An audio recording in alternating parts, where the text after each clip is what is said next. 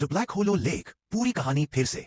America के उत्तरी हिस्से में बसा एक छोटा शहर था, रेडवुड टाउन, और उसके बीचों बीच थी एक काली, गहरी, रहस्यमयी झील, जिसे लोग कहते थे ब्लैक होलो लेक। कहानी चलती थी कि इस झील में झांको तो परछाई नहीं दिखती, बल्कि भविष्य दिखता है। 2022 में विल्सन फैमिली शहर की भाग दौड़ से दूर शांति के लिए रेडवुड टाउन में शिफ्ट हुई। पहली ही रात पूरा घर जैसे किसी अनजानी चीज को पहचान रहा था। लकड़ी की दीवारों पर लंबी उंगलियों जैसे ताजे निशान उभरे थे। माता पिता ने सोचा पुराना घर होगा, लेकिन उनका 11 साल का बेटा लूका बोला, मॉम, ये निशान दोपहर में यहां नहीं थे। ये सुनते ही दोनों के दिल धक से रह गए। झील का बुलावा। 2 दिन बाद शाम होते होते लूका अचानक गायब हो गया। सब उसे ढूंढते ढूंढते झील तक पहुंच गए, जैसे किसी की आवाज में बंधा हुआ हो। जब मां ने उसे हिलाया, उसने धीरे से कहा, मेरा हमशक्ल पानी में मुझसे बात कर रहा था। उसने कहा मुझे अंदर आना चाहिए, वो मुझे सही दुनिया दिखाएगा। रात के आगंतुक। अगली रात 3:03 AM पर मुख्य दरवाजे पर किसी ने इतना जोर से चोट मारी कि पूरा घर हिल गया। बाहर कोई नहीं था, बस गीले लंबे अजीब पैरों के निशान।